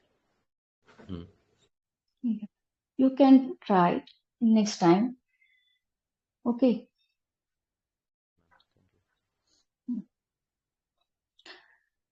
So next person is Siddhi.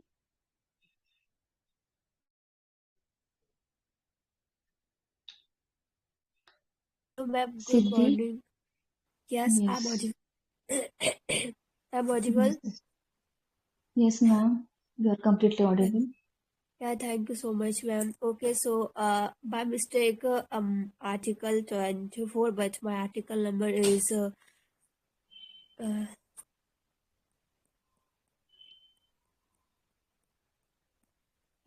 yeah,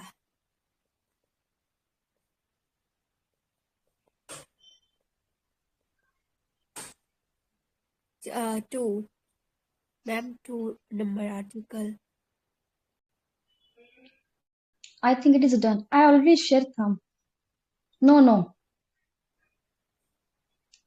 Yes. You can proceed with your article. Yes. It is Yeah, not done. thank you. Hmm. Okay, thank you, ma'am.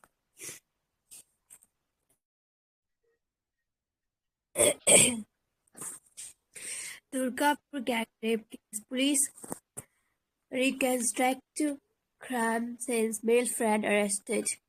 Police say male friend of second-year medical student also under a scanner and being questioned. Two of the accused taken on their respective homes to look for evidence they may have tried to hide. As a part of ongoing probe into the gang rape of medical student in West Bengal, Durgapur, the police on Tuesday recontact, uh, recontacted the crime scenes in the presence of the five accused and their survivors' friend who was later arrested, taking taking the total number of arrested in the case to six. A senior police officer said the Mlada resident was arrested after the police found his replies to be inco- in- inconsistent. Offer added. Two of the accused were also taken their respective homes to look for evidence related to the crime that they may have tried to hide. Officials said the second-year medical student hailing from Odisha Jalsawar was alleged gang raped outside the campus of a private medical college in Forest area on Friday night when she reportedly went out with one of her friends for dinner. Two persons were arrested on Monday in connection with the crime. Three others were held earlier on Sunday. The accused and the survivor's friend were taken to the same forest area to re- reconstruct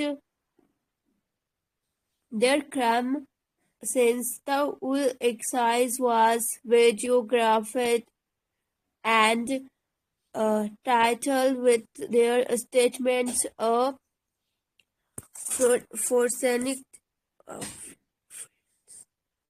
team also collected samples from the crime scenes, official added. The re- reconstruct reconstructions of the crime scenes was done this Tuesday morning. The accused and survivor friend were taken to crime scenes to determine each of their roles during the assault, a senior official told the Hindu. The male friend of the student is also under the scanner. We are still questioning him.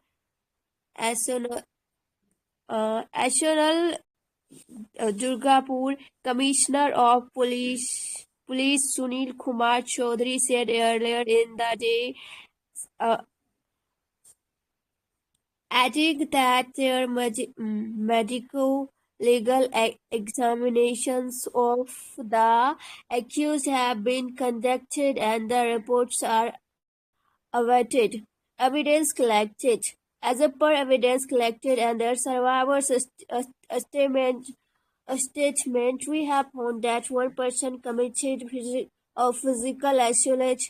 The rules of the other five is being determined through uh, inve- inve- investigation. Mr. Chaudhary said Odisha Chief Minister Mohan Charan uh, Manji Wenwell spoke to the survivor and her mother over the phone and assured them of all possible support. Bharatiya Janata Party MP from Odisha,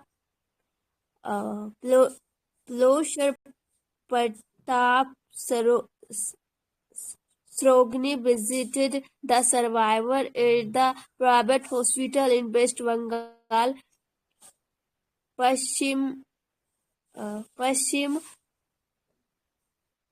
Bardhaman district, where she is undergoing treatment. Mr. Uh, Srongi, who arrived in Durgapur with a team of BJP workers, was reported stopped by the hospital security personnel, leading to an argument. We are here to meet our daughter, but they are not allowing us, Mr. Sarangi said the BJP MP. Along with a issues last met the woman in the hospital in Bengal, BJP workers distributed red chili power among women for self-defense amid the red chilling powder among women for self-defense amid the worsening law and order in the state. Their BJP camping damage operation Lal Mirch Operation Red Chili with input from PTI. Yeah, so my reading part is done, and I'm going to summarize this article. So this article is talk about gang rape case in Durgapur, West Bengal. So a second year medical student was allegedly gang rape outside a private medical college campus on Friday night. Yes, and police reconstructed the crime since the Tuesday with the five accused. So, a male friend of the survivor was arrested on Monday in connection with the crime, and male friend is under a scanner and Wig questioned that two of the accused were taken their homes to look for evidence there would have tried to hide, and BJP MP Pratap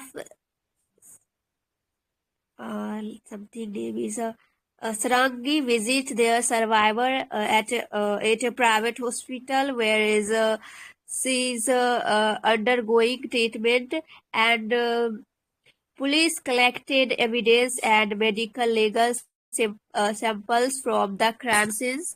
And as a per evidence, one person committed physical assault, and the rule of other five is being determined through investigation. So that's all from my side. Yeah, great, Siddhi ma'am. Yeah, this news is really sensible news. Actually, the one of the criminals, his father is working in BJP party. That's why this matter has not get proper justification. Now, other authorities and people also give lots of support of this matter, but sometimes political people, they try to overcome and they try to protect lives likewise like this matter. So yeah, so it's happened before one week, and it is not complete and not yes, it not complete, and it is a process is means this process of the justification is not complete, and because of that people make lots of issue, and overall this matter is really sensible, and we also uh, alert and try to make regulation according to the surrounding and victims, and this matter is happened in midnight, and mostly crime is active after midnight. So be aware and be careful about it, and the the CM Mamata Banerjee also said like that. So we have need to conscious about it, and everyone has, no doubt, everyone has liberty and rights to live uh, freedomly, but we have maintained the time management and some restriction, so we can save our life and we can enjoy everything in a good way. So that is the main point of this article, and you articulate lots of points in this article. So it is really phenomenal. So thank you for sharing and reading. Thank you so much. Very Thank you, much. Joseph. You have given me chance to speak, ma'am. Read, sorry, and you have guided us. Thank you very much. I guess this session has Yeah. ended, right? Yes. Yes, Aman. You want to say something again? Yeah, I wanna say something that I wanna read Article 9. Okay. Could you please allow Yes. me, Jyotsana? Yeah, yeah. Yes. You can proceed. Okay. So Article 9 is, first of all, good morning everyone, and giving me the chance. I'm very happy. And yeah, let's start. The Article 9 is inflation lessons. The Reserve Bank of India will have to be more accurate in its predictions. The September 2025 retail inflation data at a 99-month low of 1.54% has important policy implications for the RBI in particular. As except for August, retail inflation has slowed in every month this financial year. The average rate of inflation for the first half of the fiscal is 2.2%, just within the RBI's comfort band of 2% to 6%. When inflation was at the higher end of this band, the RBI had repeatedly said that its target was 4% and that it would not rest until inflation was at that level. There is an argument to be made for the central bank to survive for that same target now that inflation is repeatedly coming in below that mark.